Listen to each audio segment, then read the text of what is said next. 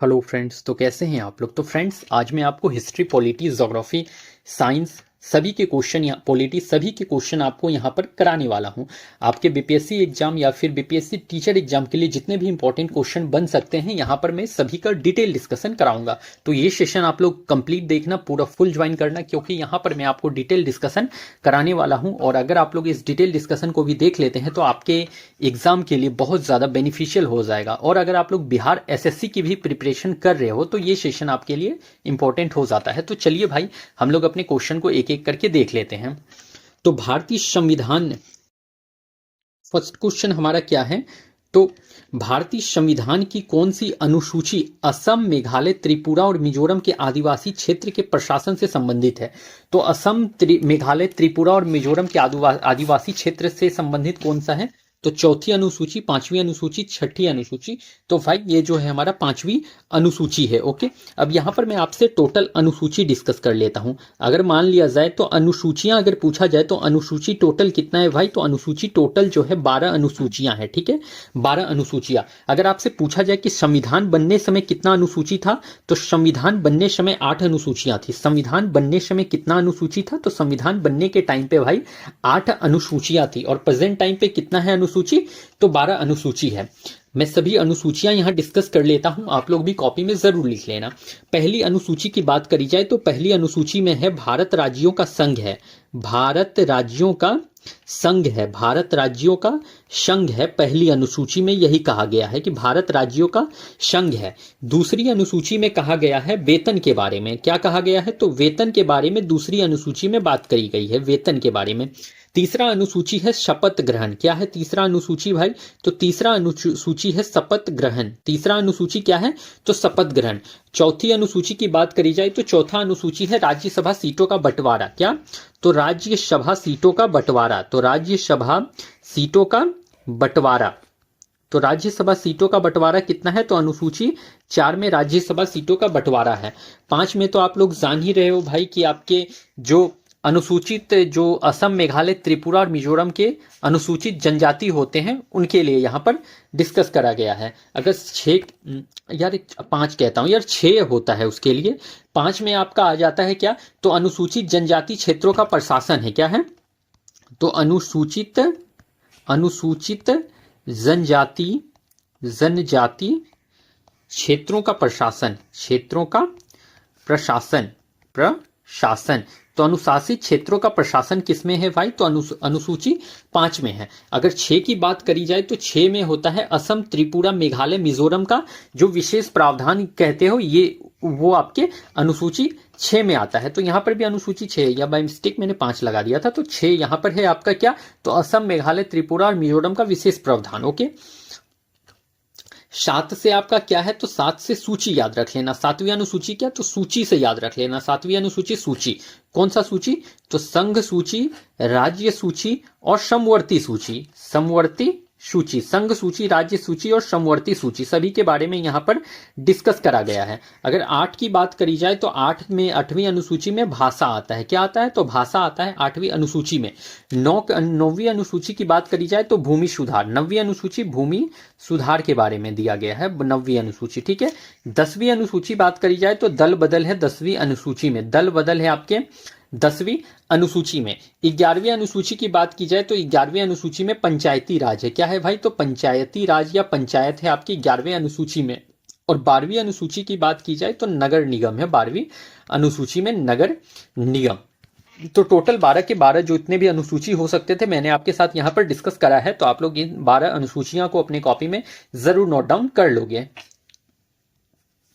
संविधान के किस अनुच्छेद के तहत राष्ट्रपति द्वारा भारत के महान्यायवादी को नियुक्त किया जाता है भाई, तो अटॉर्नी जनरल की बात करी गई है, महान्यायवादी की बात करी गई है कि किस आर्टिकल के तहत इन्हें जो है नियुक्त किया जाता है। तो आर्टिकल 74, आर्टिकल 76। तो भाई महान्यायवादी का जो अटॉर्नी जनरल का आर्टिकल होता है वो आर्टिकल 76 होता है। और जो ये महान्यायवादी होते हैं ये आते हैं कितने में, तो आर्टिकल 76 में। और ये देश का सर्वोच्च विधि अधिकारी होता है। आपसे पूछ लेगा कि देश का सर्वोच्च विधि अधिकारी कौन होता है, तो देश का सर्वोच्च विधि अधिकारी महान्यायवादी होते हैं। देश का सर्वोच्च विधि अधिकारी कौन, तो महान्यायवादी अटॉर्नी जनरल हो जाते हैं भाई। अटॉर्नी जनरल देश के सर्वोच्च विधि अधिकारी। ओके, अगर इस पे पूछा गया कि इसकी नियुक्ति कौन करता है तो राष्ट्रपति इसकी नियुक्ति करते हैं। राष्ट्रपति जो है महान्यायवादी का नियुक्ति करते हैं, बट कैसे करते हैं तो केंद्र सरकार की सिफारिश पर। ठीक है, तो किसकी सिफारिश पर? केंद्र सरकार की सिफारिश पर, केंद्र की सिफारिश पर। तो केंद्र सरकार की सिफारिश पर जो है राष्ट्रपति महान्यायवादी की नियुक्ति करते हैं हम। ओके, इतना आप लोग जरूर याद रख लेंगे। और महान्यायवादी कितने में है तो आर्टिकल 76। अगर महाधिवक्ता की बात करी जाए, महाधिवक्ता की बात करी जाए तो ये आर्टिकल 165 में आता है महाधिवक्ता। कितने में? तो आर्टिकल 165 में महाधिवक्ता आते हैं। ठीक है, और राज्य ये क्या होता है तो राज्य का सर्वोच्च विधि अधिकारी। महान्यायवादी क्या हो गया तो देश का सर्वोच्च विधि अधिकारी, और महाधिवक्ता क्या होते हैं तो राज्य का सर्वोच्च विधि अधिकारी, राज्य का सर्वोच्च विधि अधिकारी। ठीक है, सर्वोच्च विधि अधिकारी। तो राज्य का सर्वोच्च विधि अधिकारी कौन होते हैं तो महाधिवक्ता हो जाते हैं। और इनका नियुक्ति किसके द्वारा कराया जाता है तो राज्यपाल के द्वारा इनका नियुक्ति किया जाता है। राज्यपाल के द्वारा इनका नियुक्ति किया जाता है आपके महाधिवक्ता का। ठीक है, नियुक्ति किसके द्वारा तो राज्यपाल के द्वारा किया जाता है। ओके फ्रेंड्स, नेक्स्ट, भारत का कौन सा वायसराय बंगाल विभाजन के लिए जिम्मेदार था? तो बंगाल विभाजन की बात करी जाए भाई तो बंगाल विभाजन हुआ कब है तो 1905 में आपका बंगाल विभाजन हुआ था। और कौन सा वायसराय इसके लिए जिम्मेदार था तो कॉर्नवालिस लॉर्ड कर्जन। तो भाई कर्जन इसके लिए जिम्मेदार थे आपके बंगाल विभाजन। तो बंगाल विभाजन किसने कराया? लॉर्ड कर्जन ने कराया। कब कराया तो 1905 में बंगाल विभाजन हुआ था। अगर आपसे पूछ ले कि बंगाल विभाजन क्यों हुआ था तो भाई देखो, बंगाल विभाजन जो हुआ था ना, ये हुआ था एक बहाना बनाकर। मतलब अंग्रेजों ने ये बहाना बनाया कि जो बंगाल का क्षेत्रफल है वो बहुत बड़ा है, इसीलिए हम लोग ठीक ढंग से इसे नहीं चला पा रहे हैं, तो उन्होंने बहाना बनाकर बंगाल का विभाजन करा दिया। बट मेन रीजन ये था कि उन लोगों को हिंदू मुस्लिम की एकता को कमजोर करना था। क्या करना था तो हिंदू मुस्लिम का जो एकता था उसको तोड़ना था। ठीक है, और जो क्रांतिकारियों का जो एकता था उनको क्या करना था, कमजोर करना था। तो दो रीजन से उन्होंने, दो मेन रीजन इसमें माने जाते हैं कि बंगाल विभाजन का दो मेन रीजन, एक तो हिंदू मुस्लिम को बांटना और दूसरा था कि क्रांतिकारी एकता को कमजोर करना। इसके लिए बंगाल विभाजन कराया गया था। और अगर आपसे पूछ ले कि बंगाल विभाजन के समय जो बंगाल का गृह सचिव कौन था, अगर पूछ सकता है नहीं भाई तो बंगाल का गृह सचिव, तो बंगाल विभाजन के समय बंगाल का गृह सचिव कौन थे तो रिजले हो जाते हैं, रिजले। ठीक है, रिजले। अगर आपसे पूछ लेता है भाई कि बंगाल का जो है लेफ्टिनेंट गवर्नर कौन था, लेफ्टिनेंट गवर्नर, तो बंगाल विभाजन के समय बंगाल का लेफ्टिनेंट गवर्नर कौन था तो लीथ फ्रेजर। याद रख लेना आप लोग, लीथ फ्रेजर। बंगाल विभाजन के समय बंगाल का लेफ्टिनेंट गवर्नर तो लीथ फ्रेजर। अगर आपसे पूछा जाए कि बंगाल विभाजन की घोषणा कब हुई है तो 20 जुलाई 1905 को जो है बंगाल विभाजन का घोषणा हुआ था। ये सब क्वेश्चन पूछा जा सकता है। बंगाल विभाजन का घोषणा कब हुआ तो 20 जुलाई 1905 को बंगाल विभाजन का घोषणा हुआ था। और अगर 16 अक्टूबर 1905 की बात करी जाए तो 16 अक्टूबर 1905 को क्या हुआ था तो ये विभाजन लागू हो गया था, विभाजन लागू हो गया था। ठीक है, तो बंगाल विभाजन क्या हुआ था, लागू हो गया था। और 16 अक्टूबर के दिन को किस दिवस के रूप में तो शोक दिवस के रूप में मनाया गया था। शोक दिवस, शोक दिवस, जन एकता दिवस, जन एकता दिवस, जन एकता दिवस, मैत्री दिवस, मैत्री दिवस, रक्षाबंधन दिवस, रक्षाबंधन दिवस। ठीक है, बंधन दिवस। तो आपसे पूछ लेगा कि 16 अक्टूबर को किस दिन के रूप में मनाया गया तो 16 अक्टूबर को शोक दिवस, जन एकता दिवस, मैत्री दिवस और रक्षाबंधन दिवस के रूप में मनाया गया था। ओके फ्रेंड्स, और ये सभी पॉइंट्स को आप लोग जरूर लिख लेना, इंपॉर्टेंट हो जाता है आपके एग्जाम के व्यू से। ओके, नेक्स्ट, प्रत्यक्ष कार्यवाही दिवस कब मनाया गया तो भाई प्रत्यक्ष कार्यवाही दिवस की बात की जाए तो 14 अगस्त 1948, 16 अगस्त 1947, 16 अगस्त 1946। तो प्रत्यक्ष कार्यवाही दिवस 16 अगस्त 1946 को मनाया गया था। और कहां पर मनाया गया था प्रत्यक्ष कार्यवाही दिवस तो ये बंगाल के नोवाखोली में, बंगाल के नोवाखोली में, बंगाल के कहां तो बंगाल के नोवाखोली में जो है प्रत्यक्ष कार्यवाही दिवस मनाया गया था। क्यों मनाया गया था क्योंकि कैबिनेट मिशन ने जो है पाकिस्तान की मांग को अस्वीकार किया था। कैबिनेट मिशन ने पाकिस्तान की मांग को अस्वीकार किया था। पाकिस्तान की मांग को अस्वीकार कर दिया था, इसीलिए प्रत्यक्ष कार्यवाही दिवस बंगाल के नवाखोली में मनाया गया।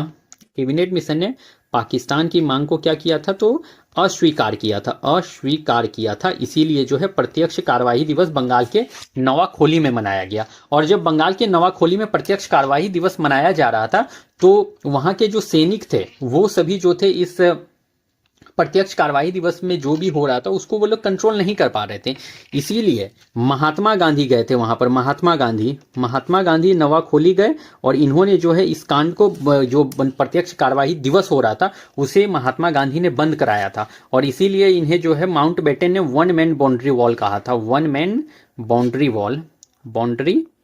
वॉल। तो वन मैन बाउंड्री वॉल से किसने संबोधित किया है महात्मा गांधी को, तो लॉर्ड माउंटबेटन ने। किसने, तो लॉर्ड माउंटबेटन ने जो है महात्मा गांधी को वन मैन बाउंड्री वॉल कहा था, क्योंकि ये जो महात्मा गांधी आपके बंगाल के नवाखोली में जाकर हो रहे दंगे को शांत कराए थे। ठीक है, तो दंगा जो है सैनिक लोग वहां पर शांत नहीं करा पा रहे थे, इसीलिए महात्मा गांधी जो है बंगाल का नवाखोली गए और नवाखोली में जाकर इन्होंने दंगा को शांत कराया। और जब शांत करा दिया तो इसीलिए लॉर्ड माउंटबेटन ने महात्मा गांधी को वन मैन बाउंड्री वॉल कहकर संबोधित किया था, याद रख लीजिएगा। कौन सा प्रमुख नेता होम रूल आंदोलन में शामिल नहीं था, तो देखो होम रूल आंदोलन में शामिल मोहम्मद अली जिन्ना, लाला लाजपत राय, महात्मा गांधी, उपयुक्त में से एक से अधिक। तो भाई इसमें अकॉर्डिंग टू ऑप्शन जो है महात्मा गांधी इसमें शामिल नहीं थे। होम रूल की बात हुई है तो होम रूल से कुछ बातें याद रख लेना है आप लोगों को। तो होम रूल आंदोलन जो हुआ था भाई, तो होम रूल आंदोलन दो ने स्टार्ट किया है। तो एक तो बीजी तिलक, बाल गंगाधर तिलक ने भी होम रूल आंदोलन चलाया था, और एनी बेसेंट ने भी होम रूल आंदोलन चलाया था, एनी बेसेंट। तो ये दोनों होम रूल आंदोलन से संबंधित थे, बाल गंगाधर तिलक भी और एनी बेसेंट भी। बाल गंगाधर तिलक ने होम रूल आंदोलन अप्रैल 1916 में स्टार्ट करा था और एनी बेसेंट ने सितंबर 1916 में स्टार्ट किया था। ठीक है, तो पहले किसने स्टार्ट किया है, तो बाल गंगाधर तिलक ने पहले स्टार्ट किया था। आपसे पूछ सकता है कि होम रूल आंदोलन किसने पहले स्टार्ट किया था, तो बाल गंगाधर तिलक ने स्टार्ट किया था पहले अप्रैल में, और एनी बेसेंट ने सितंबर 1916 में। बाल गंगाधर तिलक ने कहां से स्टार्ट किया था, तो ये पुणे महाराष्ट्र से स्टार्ट किया था। पुणे महाराष्ट्र से बाल गंगाधर तिलक ने होम रूल आंदोलन स्टार्ट किया। और एनी बेसेंट ने अडियार मद्रास से, ठीक है, तो अडियार मद्रास से एनी बेसेंट ने होम रूल आंदोलन शुरू किया था। इन दो बातों को जरूर याद रख लीजिएगा कि होम रूल आंदोलन से बाल गंगाधर तिलक भी जुड़े हुए हैं और एनी बेसेंट भी जुड़ी हुई है। अप्रैल 1916 में बीजी तिलक ने स्टार्ट किया है और पहले इन्होंने स्टार्ट किया है पुणे महाराष्ट्र से, और एनी बेसेंट ने सितंबर 1916 में और अडियार मद्रास से स्टार्ट किया है। ओके, इतना बात को आप लोग जरूर ध्यान में रख लीजिएगा। नेक्स्ट, भारतीय संविधान की प्रस्तावना में संशोधन किया गया। तो संविधान में अगर प्रस्तावना में अगर संशोधन की बात हो तो 40वां संविधान संशोधन द्वारा, 44वां संविधान संशोधन द्वारा, 42वां संविधान संशोधन द्वारा।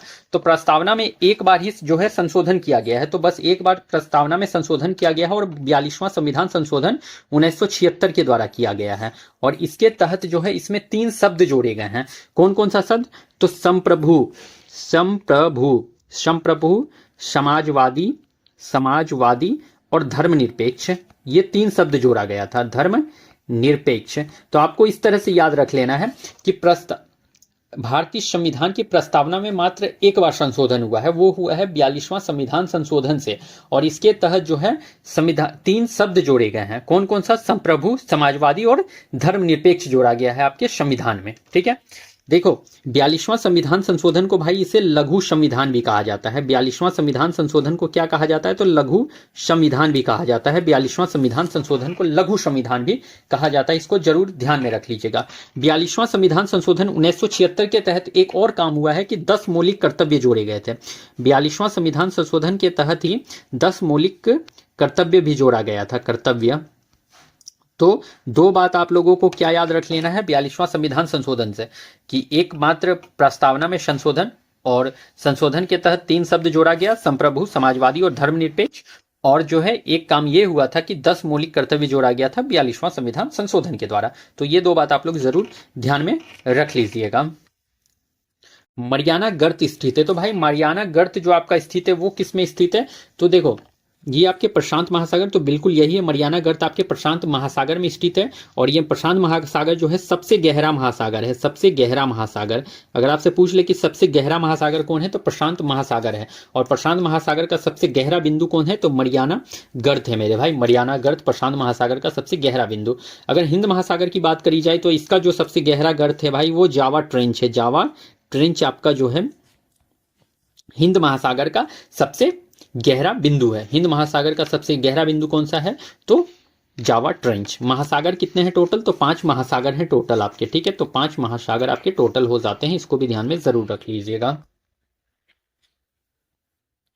हरी शैवाल अक्सर स्थल पौधों से इस मायने में भिन्न होते हैं कि कुछ हरे शैवाल, तो भाई कुछ हरे शैवाल विषमपोषी होते हैं, नहीं एक कोशिकीय होते हैं, तो बिल्कुल जो एक कोशिकीय होते हैं कुछ हरे शैवाल, इसी मायने में ये अलग हो जाता है।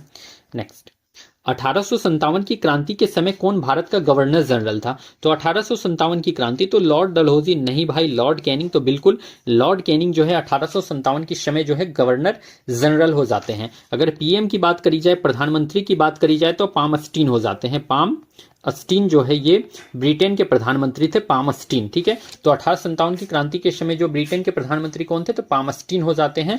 और ये स्टार्ट कहां से हुआ था भाई, ये 1857 की क्रांति तो मेरठ से स्टार्ट हुआ था, मेरठ से। और कब, तो 10 मई 1857 को, 10 मई 1857 को 1857 की क्रांति स्टार्ट हुई है मेरठ से, ठीक है। चलिए आगे, अच्छा यहां पर देख लो आप लोग, एक ये क्या कहता हूं, ये विलियम वेंटिक से एक बात आप लोगों को याद रख लेना है कि भारत का पहला गवर्नर जनरल, ठीक है, भारत का पहला गवर्नर जनरल, पहला गवर्नर जनरल, तो भारत का पहला गवर्नर जनरल कौन है, तो विलियम बेंटिक। और इन्होंने ही सती प्रथा को अंत किया था। सती प्रथा का अंत किसने किया है, तो विलियम बेंटिक ने। और किसकी मदद से, तो राजा राम मोहन राय के प्रयास से, ठीक है, राजा राम मोहन राय के मदद के साथ मिलकर, ठीक है, राजा राम मोहन राय के साथ मिलकर इन्होंने जो है इसका अंत किया है आपके सती प्रथा का। 1857 में किसके नेतृत्व में जगदीशपुर में समानांतर सरकार की स्थापना की गई, तो जगदीशपुर में समानांतर सरकार की स्थापना कुंवर सिंह के नेतृत्व में, अमर सिंह, हरकिशन सिंह, पीर अली। तो भाई अमर सिंह के नेतृत्व में जो है जगदीशपुर में समानांतर सरकार की स्थापना की गई थी, ठीक है।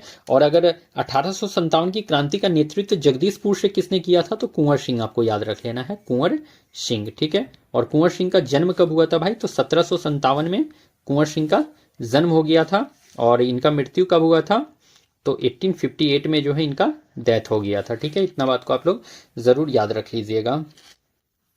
ये देखो जन्म 1757, थोड़ा मैं कंफ्यूज हो रहा हूं, बट जहां तक मुझे लग रहा है 1757 ही था। एक बार आप लोग भी चेक जरूर कर लेना। पीर अली से बात करी जाए तो पीर अली जो है पटना से थे। पटना से एक पुस्तक विक्रेता थे जिन्होंने 1857 की क्रांति का नेतृत्व किया था। पटना से जो थे पीर अली, जिन्होंने 1857 की क्रांति का नेतृत्व किया था, ठीक है। इसको भी ध्यान में जरूर आप लोग रख लेंगे। ढालो किस राज्य का लोक नृत्य है, तो भाई ढालो, ढालो किस राज्य का लोक नृत्य है, तो ढालो है तमिलनाडु, उत्तर प्रदेश, मध्य प्रदेश, इनमें से कोई नहीं। तमिलनाडु नहीं, उत्तर प्रदेश नहीं, मध्य प्रदेश नहीं, तो भाई इनमें से कोई नहीं। ढालो जो है इनमें से कोई नहीं। तो कहाँ का लोक नृत्य है भाई, तो ढालो जो है आपके गोवा का लोक नृत्य। कहाँ का है, तो गोवा का लोक नृत्य है आपका ढालो। ढालो कहाँ का, तो गोवा का। अगर आपसे पूछ ले कि भरतनाट्यम कहाँ का है, भरतनाट्यम, तो भरतनाट्यम भाई तो ये आपके तमिलनाडु का हो जाता है, भरतनाट्यम, तमिलनाडु, ठीक है। तो तमिलनाडु का क्या है, तो भरतनाट्यम है। अगर आपसे पूछ ले कि नौटंकी कहाँ का है, नौटंकी, नौटंकी अगर पूछ लिया जाए तो नौटंकी आपके उत्तर प्रदेश का है। और कथक की भी बात की जाए तो कथक भी आपके उत्तर प्रदेश का है। नौटंकी और कथक कहाँ का, तो उत्तर प्रदेश का। अगर यहाँ मध्य प्रदेश के अकॉर्डिंग देखा जाए तो मध्य प्रदेश का एक याद रख लेना, मटकी। मटकी कहाँ का, तो मटकी है आपके मध्य प्रदेश का। मटकी एक आपके मध्य प्रदेश का है। और एक याद रख लेना तानसेन, तानसेन भी आपका लोक नृत्य जो है आपके मध्य प्रदेश का ही है। मटकी और तानसेन जो है आपका मध्य प्रदेश से, आपको याद रख लेना है। नीली क्रांति किससे संबंध है, तो भाई नीली क्रांति, तो नीली क्रांति याद रख लेना आप लोग, कपास उत्पादन, मत्स्य पालन उत्पादन। तो भाई मत्स्य पालन उत्पादन से आपका नीली क्रांति है। मांस उत्पादन की बात करी जाए तो लाल क्रांति याद रख लेना। लाल क्रांति आपका जो है, लाल क्रांति आपके मांस उत्पादन से है, लाल क्रांति। अगर दूध उत्पादन याद करना है तो दूध उत्पादन से याद रख लेना श्वेत क्रांति। श्वेत क्रांति किससे? तो दूध उत्पादन से। और श्वेत क्रांति को ही ऑपरेशन फ्लड भी कहा जाता है। दूध की क्रांति से जुड़ा हुआ कौन सा है? तो ऑपरेशन फ्लड जो है आपके दूध उत्पादन से जुड़ा हुआ है, ऑपरेशन फ्लड। और दूध उत्पादन से के कौन, ये इसके श्वेत क्रांति के जनक कौन थे भाई? तो वर्गीज कुरियन, याद रख लीजिएगा। तो श्वेत क्रांति जो ऑपरेशन फ्लड के जनक थे वो कौन थे? तो वर्गीज कुरियन, याद रख लेना है आपको। वर्गीज कुरियन क्या थे? तो श्वेत क्रांति के जनक। Okay friends. बिहार में किसके नेतृत्व में साइमन कमीशन का बहिष्कार हुआ? तो देखो बिहार में जो बहिष्कार हुआ था वो अनुग्रह नारायण सिंह, तो बिल्कुल यही करेक्ट होने वाला है। अनुग्रह नारायण सिंह ने साइमन कमीशन का बहिष्कार किया था बिहार में। All India trade union Congress के अध्यक्ष कौन थे? इंपॉर्टेंट हो सकता है आपके एग्जाम के लिए। तो all India trade union Congress के अध्यक्ष जो थे वो आपके सी आर दास, लाला लाजपत राय। तो भाई वो लाला लाजपत राय हो जाते हैं। और all India trade union Congress का कब स्थापना किया गया है? तो 1920 में, 1920 में। और इसके अध्यक्ष कौन थे? तो लाला लाजपत राय हो जाते हैं इसके अध्यक्ष। ओके। इडुक्की जल विद्युत परियोजना किस राज्य में स्थित है? तो भाई इडुक्की जल विद्युत परियोजना किस राज्य में स्थित है? ऐसा क्वेश्चन इंपॉर्टेंट हो सकता है। तो इडुक्की भाई वो कर्नाटक में स्थित है, केरल में स्थित है, आंध्र प्रदेश। तो भाई ये केरल में स्थित है आपका इडुक्की जल विद्युत योजना। और ये कहां पर बना हुआ है? तो पेरियार नदी पर बना हुआ है, पेरियार नदी। इडुक्की जल विद्युत परियोजना किस पे बना हुआ है? तो पेरियार नदी पे बना हुआ है। और ये कब स्टार्ट किया गया था? तो 1976 में स्टार्ट किया गया था, जब 42वां संविधान संशोधन हुआ था 1976 में। उसी टाइम पे भाई इडुक्की जल विद्युत परियोजना भी स्टार्ट किया गया था। इस तरह से दिमाग में सेट रखना, याद रह जाएगा कि जब संविधान संशोधन हुआ था 42वां, उसी समय जो है इडुक्की जल विद्युत परियोजना भी स्टार्ट किया गया था आपके 1976 में। ठीक है। और ये किस नदी पर बना हुआ है? तो पेरियार नदी पर बना हुआ है। डफला और लेम्पो जनजाति किस राज्य में पाई जाती है? तो भाई डफला और लेम्पो अगर पूछ लिया जाए तो ये मध्य प्रदेश, अरुणाचल प्रदेश, राजस्थान। तो भाई डफला और लेम्पो आपके अरुणाचल प्रदेश में पाया जाता है। डफला और लेम्पो कहाँ? तो अरुणाचल प्रदेश। याद कर लियो अभी आप लोग, डफला और लेम्पो कहाँ भाई? तो अरुणाचल प्रदेश में। अगर मणिपुर पूछ ले आपसे कि मणिपुर, मैं कुछ यहाँ पर इंपॉर्टेंट आपसे राज्य के बारे में डिस्कस कर लेता हूँ। जैसे मणिपुर अगर पूछ ले, यहाँ से क्वेश्चन देखने को मिल सकता है मणिपुर से, इसीलिए मैंने मणिपुर लेकर आया हुआ हूँ। मणिपुर अगर पूछ ले तो मणिपुर में मेतई, याद रख लीजिएगा, मेतई जनजाति। ठीक है। और एक याद रख लीजिए कुकी जनजाति, मणिपुर से पूछा जाता है, इसीलिए मैं यहां पर मणिपुर लाया हूं। नागा जनजाति। ठीक है। तो नागा जनजाति, मेतई जनजाति, कुकी जनजाति जो है आपके मणिपुर से रिलेटेड है। इसको भी ध्यान में जरूर रख लेना। मणिपुर से पूछा जा सकता था, मुझे चांस लग रहा है मणिपुर का, इसलिए मैंने मणिपुर यहां पर आपको कराया। फॉरवर्ड ब्लॉक के पहले महासचिव कौन थे? तो फॉरवर्ड ब्लॉक, तो भाई फॉरवर्ड ब्लॉक की स्थापना कब हुई पहले यही देख लो। तो भाई फॉरवर्ड ब्लॉक की स्थापना मई 1939 में हुआ है। अगर डेट के साथ याद रख लेना है तो 3 मई 1939 याद रख लेना है, लेकिन डेट को याद रखने की जरूरत नहीं है, मंथ के साथ याद रख लेना। तो फॉरवर्ड ब्लॉक का स्थापना कब? तो मई 1939। ठीक है। फॉरवर्ड ब्लॉक का स्थापना कब? तो मई 1939। इसका स्थापना किसने किया है? तो सुभाष चंद्र बोस ने। किसने किया है स्थापना? तो सुभाष चंद्र बोस ने। और इसके पहले अध्यक्ष कौन थे? तो यही सुभाष चंद्र बोस थे इसके पहले अध्यक्ष। और प्लस जो है स्थापना भी इन्होंने ही करा था। सुभाष चंद्र बोस के द्वारा ही फॉरवर्ड ब्लॉक का स्थापना किया गया और पहले अध्यक्ष भी सुभाष चंद्र बोस ही थे। अगर महासचिव की बात की गई है तो सी आर दास हो जाते हैं, नहीं। तेज बहादुर सप्रू तो नहीं भाई। एच.वी. कामत तो बिल्कुल। महासचिव जो है फॉरवर्ड ब्लॉक का एच.वी. कामत जिसके महासचिव थे। एच.वी. कामत जो है फॉरवर्ड ब्लॉक के महासचिव थे। सुभाष चंद्र बोस की बात करी जाए भाई तो ये सुभाष चंद्र बोस जो है आपके हरिपुरा अधिवेशन के अध्यक्ष थे। हरिपुरा जो अधिवेशन हुआ था 1938 में, उसके अध्यक्ष थे। हरिपुरा अधिवेशन 1938 में जो हुआ था उसके अध्यक्ष थे आपके सुभाष चंद्र बोस। और जो दूसरा हुआ था एक त्रिपुरी अधिवेशन, उसके भी अध्यक्ष आपके कौन थे? तो 1939 में त्रिपुरी अधिवेशन, उसके भी अध्यक्ष थे सुभाष चंद्र बोस। बट जब सुभाष चंद्र बोस और पट्टाभी सीतारामैया चुनाव लड़ रहे थे तो उसमें सुभाष चंद्र बोस की जीत हो गई और पट्टाभी सीतारामैया हार गए। तो इसमें महात्मा गांधी कहते हैं ये पट्टाभी सीतारामैया की हार नहीं, मेरी हार है। और इस वजह से जो है सुभाष चंद्र बोस ने त्रिपुरी अधिवेशन से रिजाइन दे दिया और उसके बाद जाकर के 1939 के त्रिपुरी में डॉक्टर राजेंद्र प्रसाद को अध्यक्ष बनाया गया था। डॉक्टर राजेंद्र प्रसाद को। तो यहां पर मैंने आपको टोटल कंप्लीट डिस्कशन कर दिया जो रिलेटेड था उससे, सुभाष चंद्र बोस से त्रिपुरी अधिवेशन का। तो आप लोग अच्छे से लिख लेना, पॉइंट भी समझ में आ गया होगा। ओके।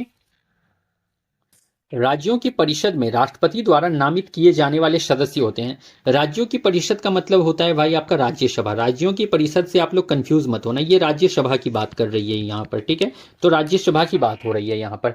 तो राज्यों की परिषद में राष्ट्रपति द्वारा नामित किए जाने वाले, तो कितने सदस्य जो हैं राज्यसभा में जो है राष्ट्रपति नामित करते हैं, नॉमिनेट करते हैं भाई, तो वो 12 करते हैं। कितने करते हैं? तो 12 करते हैं राज्यसभा में राष्ट्रपति नॉमिनेट। ओके, राज्यसभा की बात करी जाए तो ये क्या होता है? तो भाई ये एक उच्च सदन होता है, उच्च सदन। ये कभी भी भंग नहीं होता है, कभी भी क्या होता है? कभी भी भंग नहीं होता है, कभी भी भंग नहीं होता है, भंग नहीं होता है। तो राज्यसभा क्या होता है? कभी भी भंग नहीं होता है। इस बात को भी ध्यान में जरूर रख लीजिएगा आप लोग। और अगर लोकसभा की बात की जाए, लोकसभा, तो लोकसभा जो है भाई ये भंग हो सकता है, ठीक है। लोकसभा क्या है? तो जनता का सदन है, जनता का सदन, जनता का सदन। और ये क्या है? तो निचला सदन है, निचला सदन, निचला सदन है, जनता का सदन है आपका लोकसभा। और ये क्या हो सकता है? तो ये भंग किया जा सकता है, भंग किया जा सकता है, किया जा सकता है। तो लोकसभा को भंग किया जा सकता है। लोकसभा में अगर सीट पूछ लिया अभी कितना है, तो 543 सीट है अभी प्रेजेंट टाइम पे लोकसभा में। Okay, next. मानव शरीर में सबसे कठोर उत्तक है भाई, तो सबसे कठोर टिश्यू की बात की जाए तो वो इनेमल, तो बिल्कुल करेक्ट, इनेमल जो है मानव शरीर में सबसे कठोर उत्तक मतलब टिश्यू है। अगर दांत की बात की जाए तो दांत कितने होते हैं टोटल? तो भाई दांत आपके 32 होते हैं, 32 दांत होते हैं टोटल। अगर आपसे पूछ ले कि 2 बार विकसित होने वाले दांत कितने होते हैं, 2 बार होने वाले दांत कितने होते हैं बताओ तो? होने वाले, तो 2 बार होने वाले लाइफ में कितने दांत होते हैं? तो 20 दांत ऐसे होते हैं जो लाइफ में 2 बार होते हैं। तो 20 दांत ऐसे हैं जो लाइफ में 2 बार होते हैं। स्कर्वी जो होता है भाई, दांत से जो मसूड़ा से खून निकलता है, स्कर्वी जो मसूड़ा से खून निकलता है, ठीक है। तो मसूड़ा से जो खून निकलता है, ब्लड निकलता है, वो विटामिन सी की कमी से निकलता है। किससे निकलता है? तो विटामिन सी की कमी से जो है स्कर्वी होता है, जिसके वजह से आपके मसूड़ा से ब्लड निकलता है। अगर विटामिन सी की बात की जाए तो विटामिन सी का रासायनिक नाम, केमिकल नेम क्या है? तो ascorbic acid, ascorbic acid. Vitamin C का रासायनिक नाम एस्कॉर्बिक एसिड है। और विटामिन सी की अगर सोर्स की बात की जाए तो सोर्स क्या है विटामिन सी का? तो सोर्स भाई संतरा ले लो आप लोग, नींबू ले लो, और जितने भी खट्टे फल हो जाते हैं वो विटामिन सी का अच्छा एक सोर्स होता है।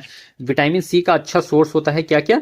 तो संतरा, नींबू, खट्टे फल जो होते हैं वो विटामिन सी के सोर्स होते हैं। इस बात को ध्यान में जरूर रख लीजिएगा आप लोग। और सबसे कठोर, मानव शरीर में सबसे कठोर उत्तक पूछा है यहाँ पर, तो उत्तक इनेमल होता है, जिसे आप लोग दंतवलक भी कहते हो, दंतवलक भी कहते हो। और इसका काम क्या है भाई? तो ये दांत को सफेद बनाता है। ये क्या करता है? तो दांत को सफेद बनाता है। तो दांत को सफेद कौन बनाता है भाई? तो इनेमल ही आपके दांतों को सफेद बनाता है। आपको ये बात पता होना चाहिए, ये तो नॉर्मल सा क्वेश्चन है कि दांत जो सफेद होता है वो इनेमल की वजह से होता है। ओके फ्रेंड्स, एक गोलीय दर्पण द्वारा बनाया गया प्रतिबिंब आभासी है तो आवर्धन मान क्या होगा? आवर्धन मान पूछ रहा है यहाँ पर, मैग्निफिकेशन वैल्यू यहाँ पर पूछ रखा है। तो ऋणात्मक, शून्य, धनात्मक, तो भाई ये धनात्मक होगा आपका, ठीक है। नेक्स्ट, सोडियम हाइड्रोजन कार्बोनेट का जलीय विलयन होता है, तो सोडियम हाइड्रोजन कार्बोनेट का जलीय विलयन क्या होता है ये पूछा है। स्वभाव में अम्लीय, स्वभाव में बेसिक मतलब कि क्षारीय, न्यूट्रल इनमें से कोई नहीं। तो भाई ये स्वभाव में जो होगा बेसिक हो जाएगा, क्या हो जाएगा? क्षारीय हो जाएगा। सोडियम हाइड्रोजन कार्बोनेट का जलीय विलयन कैसा होगा? तो बेसिक हो जाएगा, क्षारीय हो जाएगा। और इसका कितना वैल्यू होता है पीएच वैल्यू? तो पीएच वैल्यू 8 से 9 के बीच में होता है। पीएच वैल्यू कितना? 8 से 9 के बीच में होता है, और ये बेसिक होता है। अगर पीएच वैल्यू की बात करी जाए भाई, तो पीएच स्केल जो होता है आपके 0 से 14 तक शो करता है आपका पीएच स्केल। कितना से कितना? तो 0 से 14। ये भी पूछा जाता है कि पीएच स्केल कितने से कितने बीच तक होता है, तो 0 से 14 के बीच में पीएच स्केल होता है। अगर 7 आपका, किसी का भी पीएच मान अगर 7 हो तो वो न्यूट्रल होगा। क्या होगा? तो न्यूट्रल। किसी भी चीज का पीएच मान 7 हो तो वो न्यूट्रल होगा। अगर 0 से 7 के बीच में किसी का पीएच वैल्यू है, इसका मतलब वो क्या है? तो एसिडिक है नेचर में। अगर किसी भी चीज का पीएच वैल्यू 0 से 7 रहे तो वो एसिडिक है, और 7 से 14 रहे तो वो बेसिक है, क्षारीय है, ठीक है। तो पीएच वैल्यू को कैसे याद रख लेना है? 0 से 14 तक पीएच वैल्यू शो करता है, ठीक है।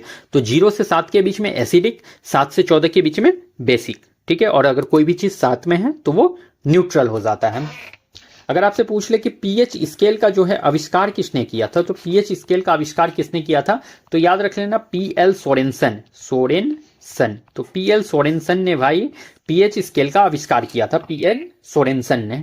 नेक्स्ट, रुधिर कणिका जो रक्त के थक्का निर्माण में सहायक है, तो रक्त का थक्का जो निर्माण करता है भाई वो कौन करता है, तो रक्त का थक्का निर्माण में आपका लाल रक्तकण, श्वेत रक्तकण, प्लेटलेट। तो रक्त के थक्का में प्लेटलेट आपका इंपॉर्टेंट रोल प्ले करता है, और प्लेटलेट्स को ही भाई थ्रोम्बोसाइट्स भी कहा जाता है, थ्रोम्बोसाइट्स, थ्रोम्बोसाइट्स। तो प्लेटलेट्स को क्या कहते हो, तो थ्रोम्बोसाइट्स कहा जाता है, और ये रक्त का थक्का बनाने में मतलब ब्लड क्लोटिंग में हेल्प करता है। और प्लेटलेट्स की संख्या कितनी होती है, तो 1.5 से 3.5 लाख। प्लेटलेट का संख्या कितना, तो 1.5 से 3.5 लाख प्लेटलेट्स होता है हमारी बॉडी में, इसको भी ध्यान रख लीजिएगा। लाल रक्तकण की बात की जाए तो लाल रक्तकण का जो आपका जो लाइफ स्पेन होता है कितने दिन का, तो 120 डेज का होता है लाइफ स्पेन आपके लाल रक्त कण का। ओके, और ये लाल रक्त कण कहां पर बनता है, तो ये बोन मेरो में बनता है, बोन मेरो। और श्वेत रक्त कण की भी बात की जाए कहां बनता है, तो ये भी आपके बोन मेरो में बनता है। अगर प्लेटलेट्स की बात की जाए तो ये भी आपके बोन मेरो में बनता है, बोन मेरो। ठीक है, और डेंगू में जो है आपका प्लेटलेट वो काउंट क्या होता है, गिर जाता है। डेंगू में क्या होता है, तो डेंगू जब होता है जो कि मच्छर काटने से होता है भाई, तो डेंगू जो है, डेंगू में आपका क्या होता है, तो प्लेटलेट्स क्या होता है, प्लेटलेट्स काउंट जो होता है वो गिर जाता है। तो डेंगू में प्लेटलेट्स काउंट आपका गिर जाता है, इसको भी ध्यान में जरूर रख लेना। स्टेनलेस स्टील के बर्तन का निचला भाग कॉपर का क्यों बनाया जाता है, तो भाई स्टेनलेस स्टील का निचला भाग कॉपर का क्यों बनाया जाता है, तो लागत प्रभावी हो जाता है, नहीं।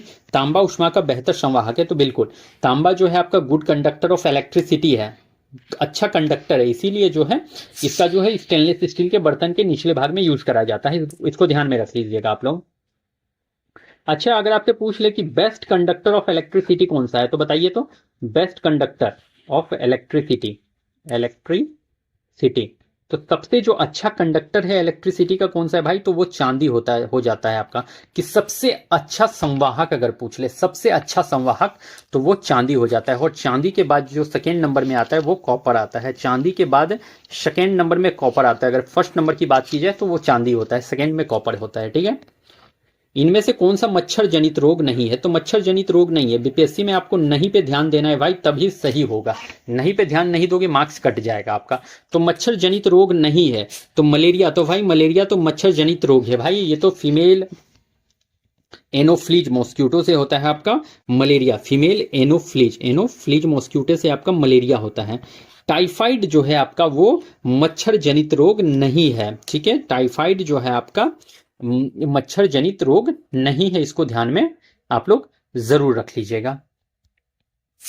निम्न में कौन एक मिश्रण का उदाहरण है, तो ग्लूकोज पीतल, तो भाई पीतल एक मिश्रण का उदाहरण है। और पीतल किससे किससे मिलकर बना है, तो तांबा और जस्ता से मिलकर आपका पीतल बना है, तांबा और जस्ता से मिलकर क्या बना है, तो पीतल तांबा और जस्ता से मिलकर बना है। नेक्स्ट, हाइड्रोजन के समस्थानिकों की संख्या है, तो आइसोटोप की बात की है, यहाँ पर क्या बात किया है, आइसोटोप का बात किया है। तो हाइड्रोजन के समस्थानिकों की संख्या, तो हाइड्रोजन का समस्थानिक आइसोटॉप कितना है, तो 3 होता है हाइड्रोजन का आइसोटॉप, हाइड्रोजन का आइसोटॉप 3 होता है। कौन कौन है, तो प्रोटियम, तो 3 आप लोग इसका आप लोग आइसोटॉप भी याद रख लीजिएगा, प्रोटियम, ड्यूटेरियम और एक आता है ट्राइटियम। तो प्रोटियम, ड्यूटेरियम एंड ट्राइटियम जो है हाइड्रोजन के आइसोटॉप हैं। ये 3 आइसोटॉप आपके हाइड्रोजन के हो जाते हैं, protium, deuterium and tritium. Okay friends, next, निम्नलिखित में कौन सा आवर्त सारणी में सबसे अधिक विद्युत ऋणात्मक तत्व है, तो भाई आवर्त सारणी में सबसे अधिक विद्युत ऋणात्मक तत्व अगर पूछ लिया है तो आपको किसके साथ जाना है, NCl नहीं, फ्लोरीन, F के साथ चले जाना है, फ्लोरीन के साथ चले जाना है। ओके, विद्युत ऋणात्मक सबसे हाई है इसका।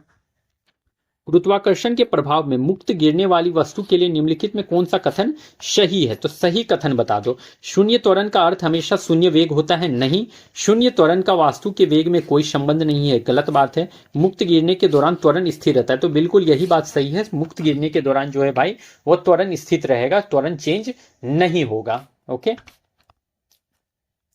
निकट दृष्टि दोष के रोगी को कौन सा लेंस लगाया जाता है, तो निकट दृष्टि दोष में भाई आप लोग को क्या लगा देना है, तो अवतल लेंस लगा देना है, अवतल लेंस। निकट दृष्टि दोष को ही मायोपिया कहा जाता है। क्या कहा जाता है, मायोपिया। निकट दृष्टि दोष को मायोपिया कहते हैं। मतलब नजदीक का चीज इसमें क्या होता है, तो क्लियर दिखता है, लेकिन दूर का चीज क्या होता है, दूर का चीज क्या होगा, क्लियर नहीं दिखता है। ठीक है, तो दूर का चीज क्या होता है, क्लियर नहीं दिखता है। ठीक है, दूर का चीज क्लियर नहीं दिखेगा आपको, मायो पिया में, और मायोपिया को सही किया जाता है किससे, तो अवतल लेंस लगाकर सही किया जाता है। और अवतल लेंस कैसा लेंस है, तो नेगेटिव लेंस है, ठीक है, नेगेटिव लेंस है आपका अवतल लेंस। अगर आपसे पूछ ले कि दूरदृष्टि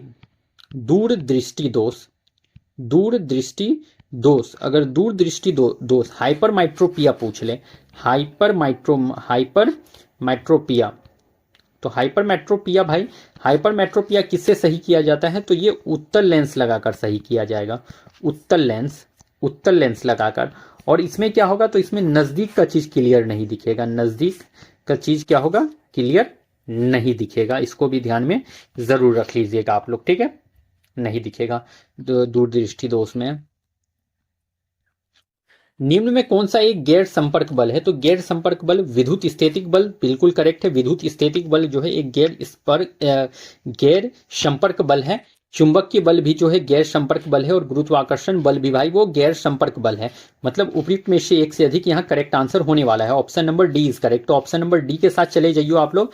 जो गैर संपर्क बल नहीं, बल जो है आपका वो है आपका विद्युत स्थैतिक बल भी है, चुंबकीय बल भी है, गुरुत्वाकर्षण बल भी है। मतलब कि डी नंबर यहाँ पर आपका करेक्ट आंसर होने वाला है। नेक्स्ट, तो फ्रेंड्स आज जो है मैंने आपको 30 क्वेश्चन यहाँ पर कराए हैं, और 30 का मैंने डिटेल डिस्कशन कराया है। तो ये सेशन आपके लिए बहुत ही ज़्यादा इंपॉर्टेंट हो जाएगा। आप लोग पूरा कंप्लीट सेशन देखना, आपके लिए बेनिफिशियल हो जाएगा। और फ्रेंड्स मैं एक चीज़ देख रहा हूँ कि आप लोग शेयर नहीं कर रहे हो आजकल, तो शेयर ज़्यादा से ज़्यादा करिए, क्योंकि मैं आपके लिए मेहनत कर रहा हूँ लेकिन आप लोग शेयर नहीं करते हो। तो शेयर ज़्यादा से ज़्यादा करो भाई आप लोग। आप लोगों से रिक्वेस्ट है, शेयर करोगे मुझे भी एनर्जी मिलता है, और एनर्जी मिलता है तो मैं हमेशा बेस्ट अपना कंटेंट देना चाहता हूँ, ठीक है। तो इसीलिए आप लोग ज़्यादा से ज़्यादा शेयर करें, सब्सक्राइब करवाएं मेरे चैनल को। तो चलिए फिर मैं मिलता हूँ कल आप लोगों से किसी नेक्स्ट वीडियो के साथ, और इससे भी बेहतरीन सेशन कल मैं लेकर आऊँगा। तब तक के लिए आप लोगों को thank you and best of luck.